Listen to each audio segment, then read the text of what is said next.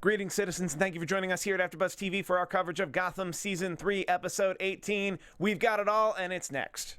You're tuning into the destination for TV superfan discussion, AFTERBUZZ TV. And now, let the buzz begin. I did not have say in this opening music. Is this because you? Okay. Yeah. I didn't know if it was for. I didn't know if it was for Penguin Enigma or that you've been on vacation for a while. Yeah. Thank you all for joining us here at AFTERBUZZ TV's coverage of Gotham. I'm your host, Steve Kaufmann. You can find me on Twitter at Steve Kaufmann. That is Kaufmann, but I'm not alone. Hey guys, I'm Lacretia Lyon, and I am back. And you know you can find me at LACRETIALYON anywhere on the internet, since there is only one. That was your phone, not my phone. Totally wasn't my phone. Totally not. Digging this You're episode. a professional.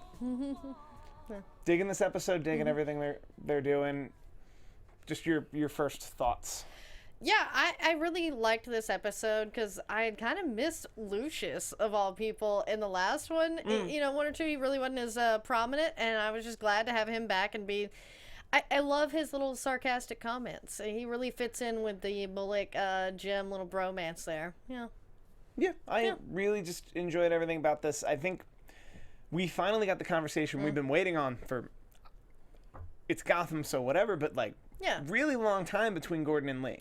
Yeah, and I still just do not understand Lee here. And that's the problem I have with this, is Lee's a smart woman and a character I loved up until this Mario thing. And I still, even with this conversation, her view of Jim after all of that, just this thing with Mario is what set her off, and she still doesn't believe in him as this, you know, good guy. It's getting frustrating at this point. Also, like... It's a good thing she was packing her box, because she was getting insubordinate. Yeah. Of, like, telling the captain, like, no, you need to investigate a murder. And the captain's like, no, there's a court of owls. We're protecting you from it by not telling you about it. In her defense, it is Captain Bullock. And she knows Bullock as much as I know Bullock and love Bullock. He's a fun guy. He's not a captainy, like, you know, like Barnes was. So she feels that she can tell him off and try to push him, and he's not gonna do anything. He's just gonna be like, nah. But that talk with Lucius and then ruling something a homicide that was very clearly a suicide. Yeah. Like, there's no medical basis she could possibly have to rule that a homicide over a suicide. Because it was actually a suicide. We saw it. It's getting interesting. Maybe she's going to go away and shoot another Deadpool movie. Yeah, you know, hopefully. But I do like Lee. But I have kind of wanted to see Lee, because of this attitude, where is she going? You know, I wanted it to be something like Mob Doctor, but finally someone else is saying what I had thought after her scenes with Jerome, you know, months ago, is Lee Harley. Michelle Falecki says, I hope I spelled that right. We'll sound that out later. Yeah. Also, Amanda Powell in the chat. She only knew Mario 6 months. That's also true. Yeah. I mean, some people fall hard, but to be blinded by rage towards someone who you knew, loved. You loved way more than 6 months. Way more than 6 months. It's all very interesting. But we finally got that blow up, and I was wondering how long until we were going to get that actual blow up, and she just has to learn to believe him. Like, there's nothing else. Like, no one's ever actually gonna, like, she can't actually be proven that Mario had a knife. Yeah. Like, we're never actually gonna get that proof. She's just gonna have to move forward and learn. But she left the GCPD with another coroner named Lucius, who's also a detective. And... yeah, Lucius is probably a detective and a coroner now. You know, he's just got to do a little bit of everything. With an MBA and probably a doctorate. Yeah. It's Gotham. Yeah. We left last week with Selena Kyle getting licked by cats, and we in this room presumed her dead. And we were talking, it must be magical cat powers to give her the Catwoman origin story. Apparently that was just an homage to the Tim Burton Batman, because she just woke up. Well, she was in a coma from the fall, and then Ivy woke her up with some plants. I love this, especially last week's ending. I was like, I immediately was like, oh my god, an homage to Batman Returns, and it was just so spot on. I just love how clever they were. And I'm loving Ivy. I think she's very funny. And we're actually getting into more of the Poison Ivy powers. And I thought this was interesting how they just did Selena Kyle, Ivy kind of, saying, oh, I know you and I can help you. I'm going to bring you out. Like, it's good to have their friendship kind of coming back and things like that. And yeah, I mean, I'm loving how Ivy is just kind of the, funny girl like Barbara was. I like that they're allowing the women to be like cool characters on this show. I'm definitely enjoying this. This seemed a little one note though. And I don't think we only got like 4 or 5 scenes about it, but the Ivy powers are fun. And we always get that funny scene where she'll tell somebody to say something, and because it's an obedience thing, it'll stay in like obedience and truth or so. Like, I love that they ride that line perfectly of you can get someone's obedience, but it would be difficult to get the truth. You would have to specifically solicit the truth because you already have their obedience. That's just a fun. Yeah, and it's funny, and she plays it very well. I think that Maggie Geha, she's very good. Yeah, she's very good. Great, we can move right along. I'm putting a lot good of stuff. little stuff up top. Yeah, let's get to the big stuff. The Court of Owls. Gordon is now a member of the Court of Owls. The Court of Owls has the Tetch virus. The Court of Owls has taken Barnes. The Court of Owls has taken the Tetch virus out of Barnes, who we got to see Tetch, who gets his hat in Arkham, because why not? Yeah. We got to see Hugo Strange. I was so glad. All of the things happened with this Court of Owls Tetch virus storyline, where we were both right and wrong when we said that the thing they found in the dock, the special weapon for the Court of Owls, is I feel like a couple people said Barnes, and they're not wrong. However, it looks like the Tetch virus is what they're trying to level the city with, and that Barnes will be maybe a 2-week villain heading into the finale. But man, so Hugo Strange playing both sides. Love this. I love that too, because his character is just, as bullet point, a very logical bastard. And that's the thing, is you expect him to, sort of play both sides, because too, he's also much like a lot of the other villains in Gotham, like Penguin, not all evil. It's really just about, what's best for me, and I like, doing these experiments. I just want to be able to free to do that. I don't really care about the owls. I don't really care about you. Let's just, work together, whatever. Yeah, my own self-preservation. Yeah. I will work for whoever's still standing. And I love B.D. Wong anyway, so anytime he's in anything is great. So one thing I thought the second it happened, so Dr. Lee is probably the only person in this world at the GCPD that could somehow reverse engineer an antidote, because it's Gotham. Yeah. And she's talented and smart and a doctor. That's plenty enough TV logic. Yeah, it's either her or Lucius is what they got. We're moving forward with. So now we're moving forward with Gordon has to somehow convince her that there was no knife. Good luck with that. Good luck with that, Gordon. But what else happened with this Court of Owls? Because so much happened in this Court of Owls thing that I have to kind of break down other parts. And that's the thing, is they're literally connected to everything, and I kind of love it. It's like, yep, anything that has happened in Gotham, Court of Owls, all of it. Somehow. Yeah. But like the little stuff, I don't think the Court of Owls don't directly control, and I think we're kind of like, and like, are we trying? I do have questions. Do the Court of Owls just control Gotham? And is there a greater Court of Owls that has regional Court of Owls, like the Court of Owls that runs Gotham? Is there a Court of Owls that runs Metropolis, or does that not fly because Superman? That is an interesting question. I mean, not in the comics, but I think that is something that probably does exist. Because, like most secret societies, they're just, like, small groups of, a larger secret society. That's what I'm saying, they just have their own little thing, and it's like, we take this piece, you take that piece, Perhaps the Court of Owls reports to the Supreme Court of Owls? I'll see myself out. Yeah, I'll what is this? I'll pull you. Yep. I always do that. Yeah. But that's just an interesting thing I always notice, that would be a good way to blow out the world a little. That like he takes down the actual court, like the 7 or 8 person court, and then it's like, no, we'll just refill the whole court. Like this is a greater thing than just Gotham. Yeah, I would think so. I like what Benjamin Slade said. I think Gordon being able to infiltrate the Court of Owls took some of their mystique from them.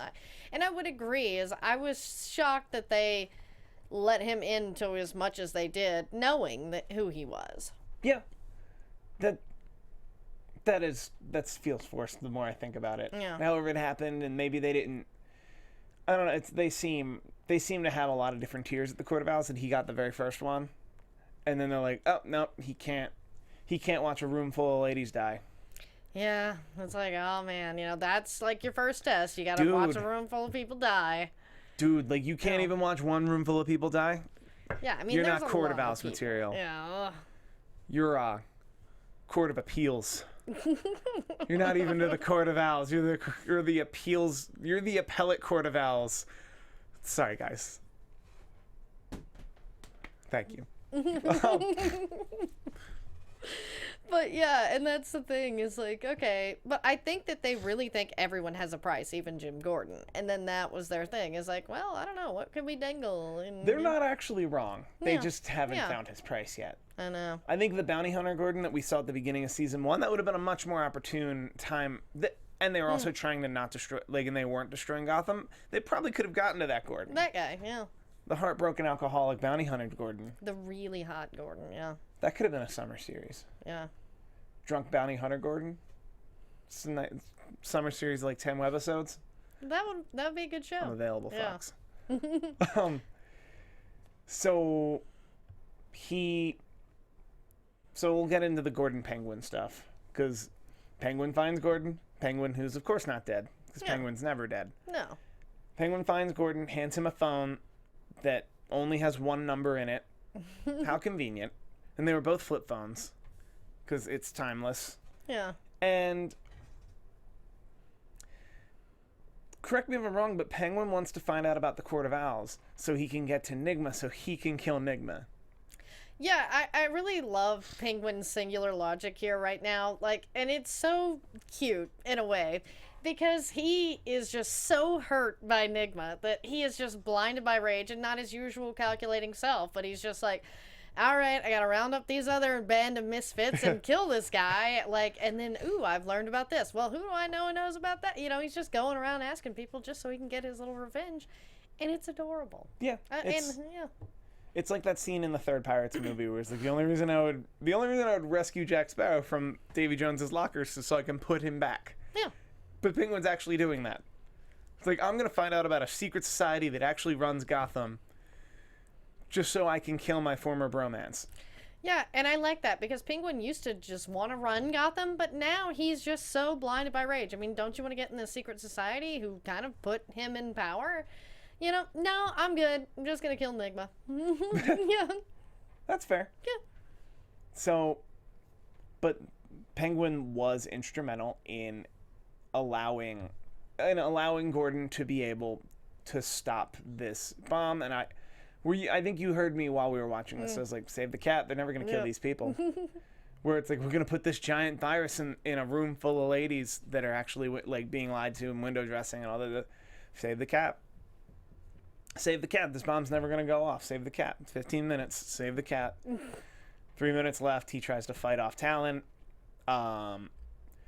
Really awesome that they just killed Talon. Yeah. Like, because Talon has been built up for a long time in this season alone to be like the most badass fighter in Gotham on the street level.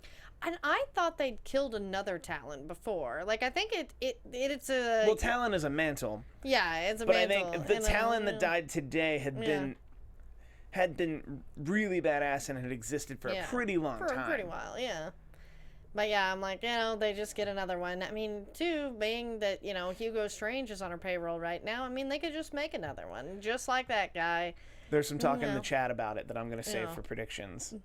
But I loved this end sequence with Penguin and Nigma in side-by-side cages. Also, Firefly is a different actress. I got that wrong. IMDb is not up to date with us. Really? Yeah. Yes. They seem to be going a little older with certain characters, like similar to why they made Ivy older. Yeah, that makes like sense. a 20-something. Like I think they're trying to go older with the otherwise younger characters, so some of that required a recast. And two, with Firefly, because, you know, her look did change because she was burned, it does kind of make sense. You know, I watch soaps. I have to see different faces all the time. I'll accept it. And the chat is backing you up. That there's an ever-ending supply of Talons. Yeah, Talons, that's what I thought. I was Talons like, are like red much, shirts. Yeah. However, like Talons are like red shirts if the red shirts were like if all the red shirts in Star Trek were absolutely ridiculous and amazing, but then they still all died. Like Talon's not gonna die every week, but we've probably seen 2 Talons this season. Yeah, that's what I was thinking. I was like, I was pretty sure they killed off one before, and then this one popped up, and then, you know, they just have an endless supply. Amanda Powell in the chat. I love how Penguin is in a bird cage. Yeah, that was pretty clever. I dig it. Yeah. Yeah, and I loved, you know, Jim's just like, oh, screw it, and then like, oh, my plan isn't working here. That's also like I think he had an It's Gotham face in that moment of like 3 minutes to go, Penguin's probably not coming. All right, imminent death against a trained master. And even if I beat him down, I'm not going to have enough time to come in and save everyone from the bomb. And even if I do that, then I'm on the bad side of the court, who will then send a team of Talons to come and kill me either which way. But good thing he had a lady with a flamethrower to help him. I know, yeah. No Victor Freeze this episode. Yeah, I thought that was odd that they brought him back and then didn't show him in this one. But I guess we were pretty villain heavy with like Barnes and then a little bit of Tetch and Barnes and Strange and everybody. I get it. And that's probably the effects for Freeze are probably way more expensive than the effects for Firefly. Yeah, would be my guess. And you can write that off next week of like, I was in the chamber. Mm-hmm. I'm Victor Freeze. I have to be in a chamber. If I'm not outside shooting people with ice, I have to be in a chamber where I'm just cold. No, it was a really hot day. Mm-hmm. I was at the freezer at an IHOP. Yeah. Really cold. That's where I go. So let's get to the last part. And that's Lil Wayne and the Shaman and the cufflinks and the wake and the fighting. I think I explained that very well. Yes. All the things. He takes him back to the wake where he was holding on to anger because people were more worried about him than his parents because his parents were dead, and that's actually a very logical response. But and that's very Bruce Wayne. He's a very logical person, even as a kid, you know.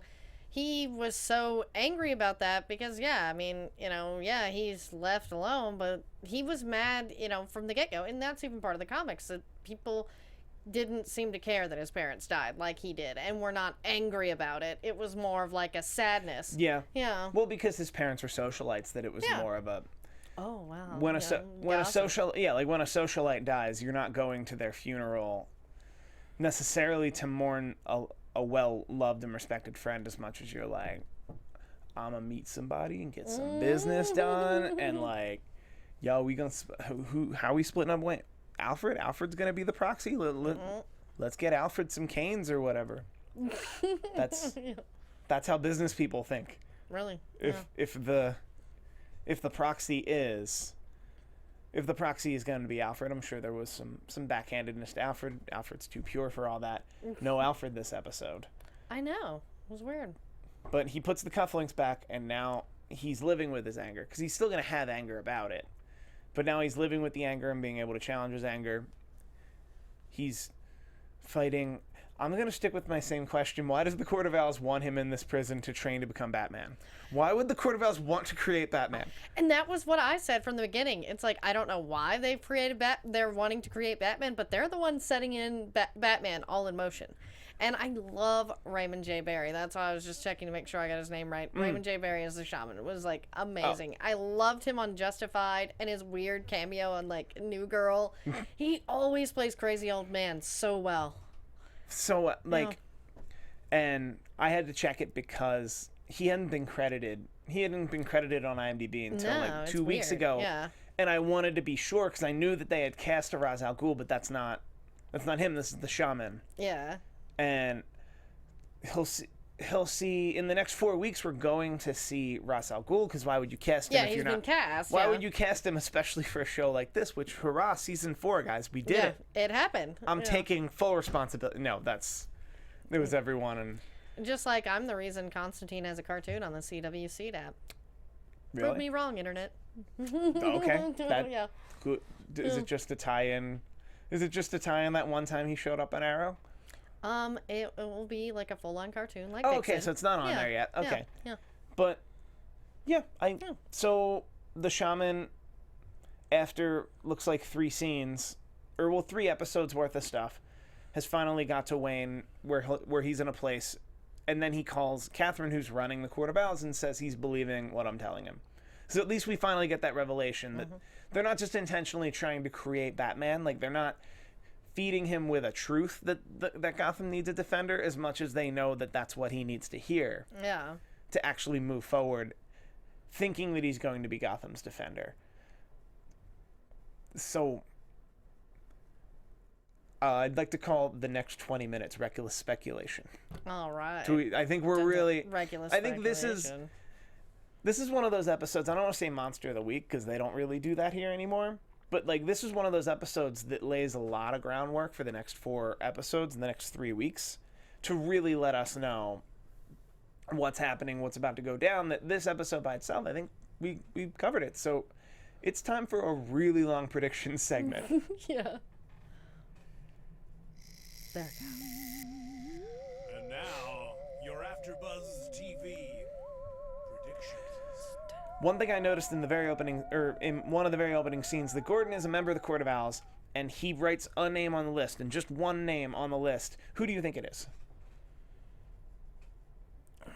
Man, one name on the list for the Owls.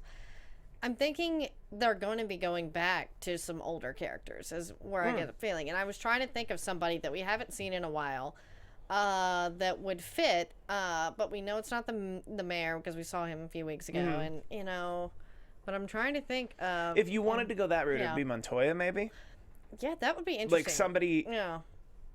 Or like the chief, the police chief, like...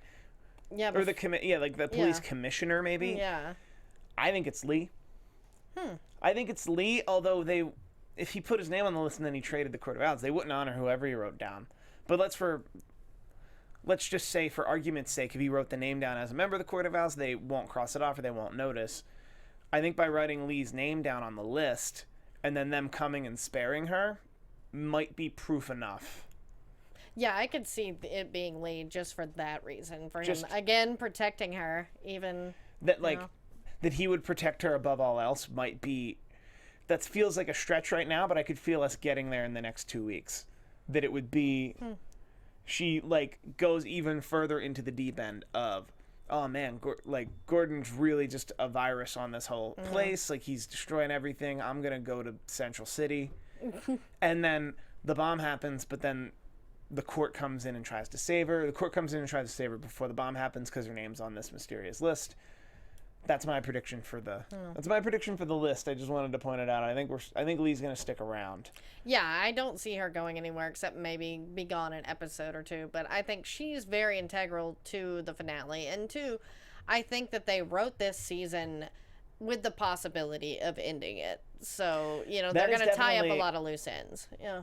That is definitely feeling like a possibility, although we'll talk about it after the finale, that, like, we would be able to point out the point. Because there was...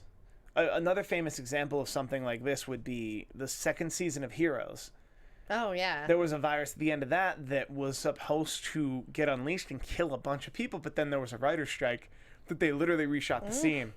Because they're like, once the writer's strike happened, they're like, well, then we're not coming back till season 3. Like, see everybody in September. Let's not kill everyone at the end, in the middle of the season if we're not coming back. But, broad, do we think the virus gets out and, like, makes a bunch of people blood raging zombies? I don't think it will be...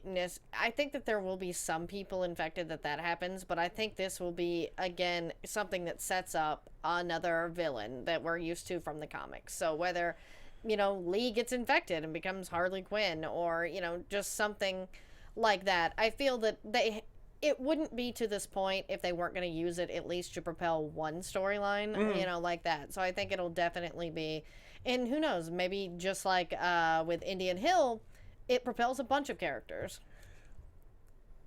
Do you think Lee comes up with an antidote, or is that wishful thinking?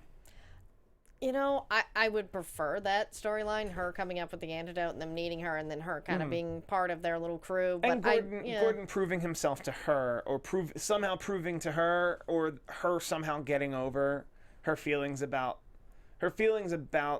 Gordon's responsibility in Mario's death. Like her somehow getting over that, and then finding the antidote for the blood, and like, let's just not check her background. Yeah. On how she knows how to do that so easily. Yeah, Amanda Powell says, I think Lee is going to shoot Gordon while he tries to save her, then she'll learn the truth and feel bad and stupid.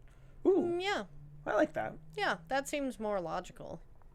So we're going to have a throwdown in the next 4 episodes. It's going to be Team Penguin, for lack of a better word, but like Team Penguin, who is Victor Freeze, it's Firefly, it's Ivy.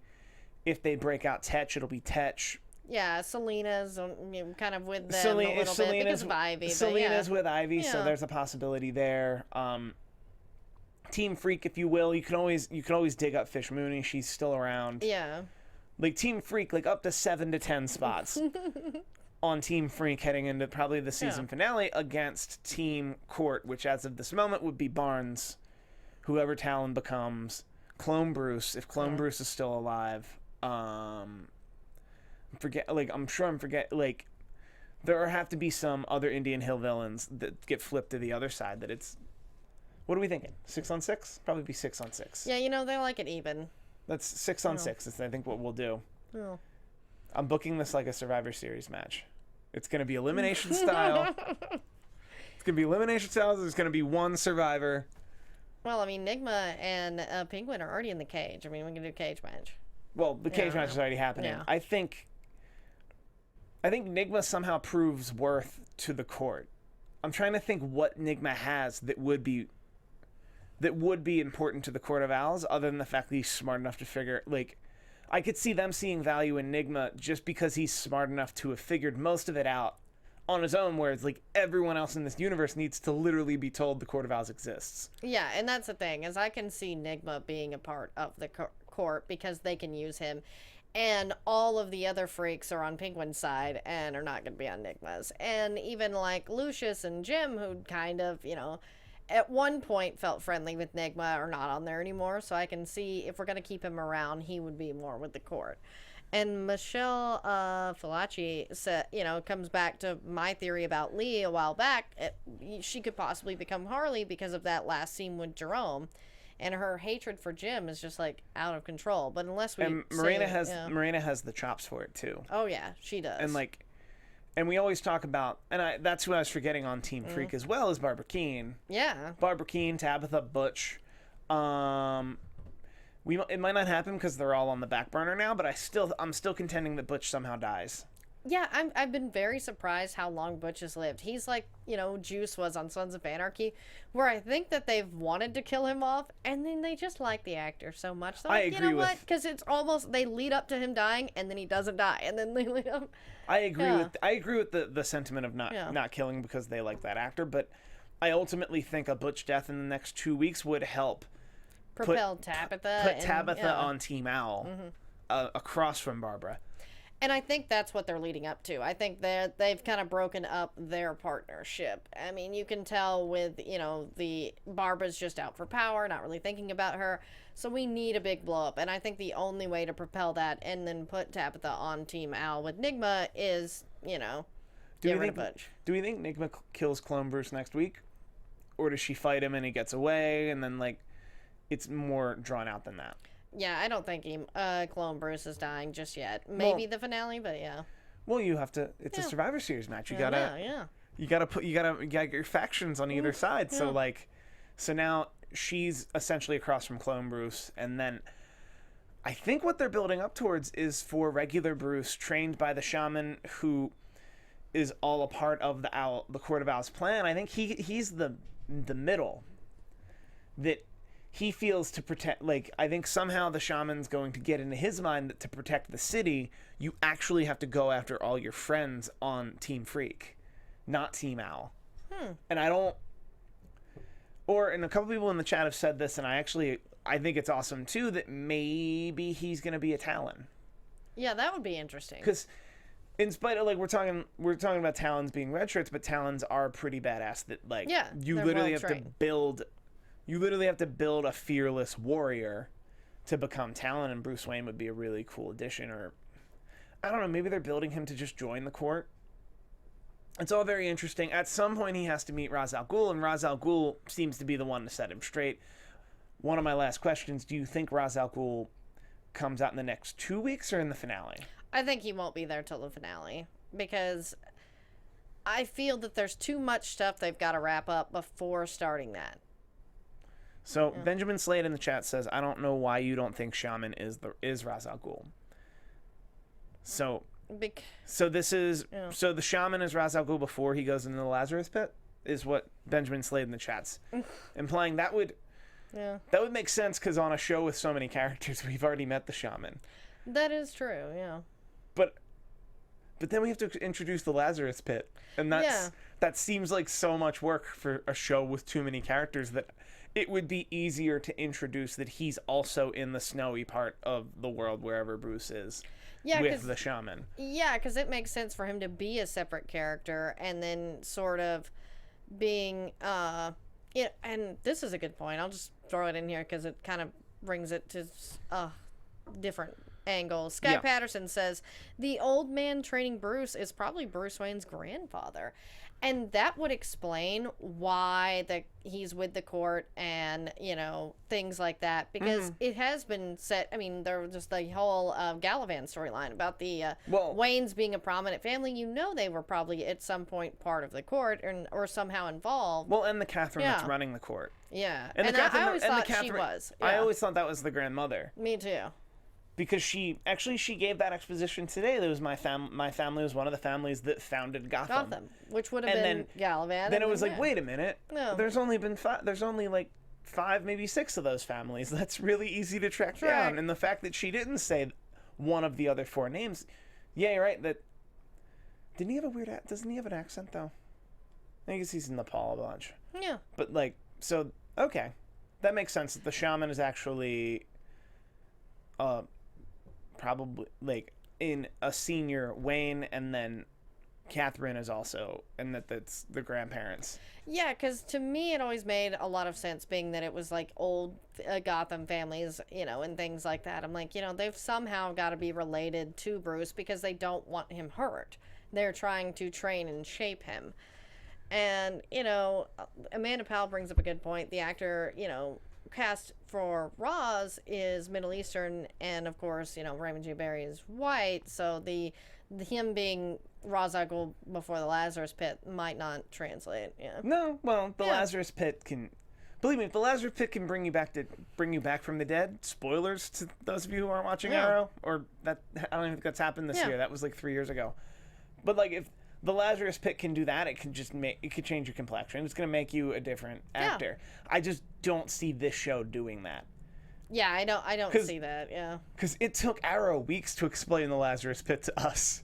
Well, and see, I knew all about the Lazarus Pit because I, know the big Batman story. But yeah, like on Arrow, they really took a while to explain how it works, and everything. And they've used it for Thea and Sarah. Spoiler alert, guys. And that's how, John Barrowman looks so young, because Malcolm was using it too, Yeah. Also, that dog is so 100. The Shaman can be Alfred's dad. Alfred's dad is the doctor. No, sorry. No, that also makes sense. Yeah.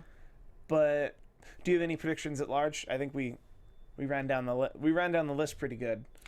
No, but I just want to say the Executioner was one of the characters I said that Barnes might be, so I was right on that. I'm excited. So that's good, yeah. And I'm excited, cool. And it looks like, mapping-wise, it looks like before we have this all-out war, this all-out 6-on-6 tag team match at the 2-part season finale, we're going to have 2 more weeks where it looks like, I think Barnes is strong enough that Barnes could be a big bad for those 2 weeks. And that Gordon, hopefully with the help of Penguin and Team Freaks, as Team Freaks still kind of rolls together, could be the team to go after and take down Barnes. Yeah, I can see that because Team Freak, Gordon are kind of on the same side as Gordon. Mm-hmm. So I think that, they can be, and they've known to work with him before. So I think that they will be useful and helpful in, bringing down Barnes because obviously Gordon and Bullock can't take care of that themselves. I mean, he's a really strong guy. I'm just really glad that they used a different character than making him Bane. I liked that, yeah. Sky Patterson in the chat, League of Shadows versus the Court of Owls. Yeah. Also, I've had this theory last week that it still holds up, that perhaps they're building up someone like Wayne to be the faux victor for the people. Oh, yeah. And then they build up someone like Barnes to be the faux villain so that you can put on pretty much a theater of war for the people. But once again, they want to kill all the people. Like, they want to burn the whole city to the ground. So that doesn't really hold up anymore. I don't think they want to burn the whole city to the ground. I think much like, say a Malcolm Merlyn or a Damien Dark, they just want to get rid of all the poor people. Let's face it, because they're like, we got to rule something, but... So, yeah. Give me 3 early season 4 predictions, not to put you on the spot. Spot or anything. Well... I mean, as they did say, we would, and again, a lot of times they say lip service. I do think that it's more likely that Lee becomes a Harley Quinn type character because Marina can do this. And to me, it just seems like after all that's been laid out with her and Jim since then, I don't think they're going to be putting them back together anytime soon. So I think we're going to see a different journey with Lee like that, just because now that we've got a season 4, we can do some cool, fun stuff there. And I know a lot of the chat was saying stuff about Barbara dying. I don't want that to happen. I love Barbara. Let's keep her around. Unless we get a ghost Barbara. Oh, ghost Barbara. It's Gotham. We can do whatever But if Barbara dies, we're getting a ghost Gotham. Like, Barbara Keene is going to remain a character on this show. Yeah, because Aaron Richards just did such a good job when they rebooted that character as a Looney Tune. I love that. Yeah. So, you heard it here first, guys. Yeah. Barbara Keene's dying. She's going to be a robot. She's going to be a ghost. Mm-hmm. Kidding. No, we don't know that. Yeah, and that dog is a 100 says we need Scarecrow season 4. We I did love have Scarecrow. a taste, and we did, set up. So I don't see why not. It's good choice there. Also, don't kill Tetch.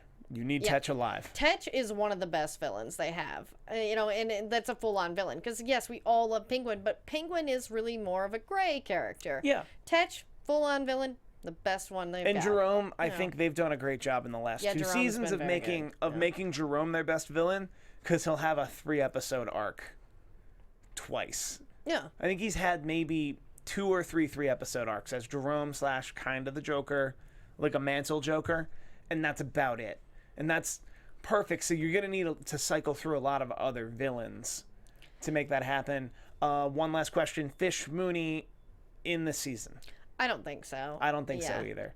And I think that on that negativity, great place to end. Yes. Thank you guys so much for watching us here at AfterBuzz TV.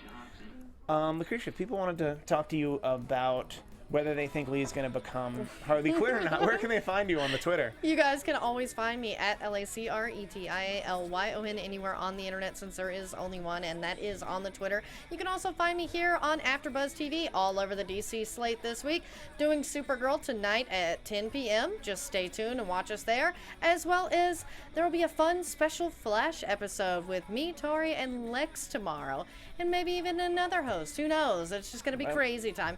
And who knows? Maybe Arrow. I don't know what I'm doing. I don't know. I'm keeping my options open, guys. I'm Steve Kaufmann. You can find me on Twitter at Steve Kaufmann. That is KAUFMANN. I'm doing a lot of fun stuff this week, including this Sunday. It is going to be WWE Backlash.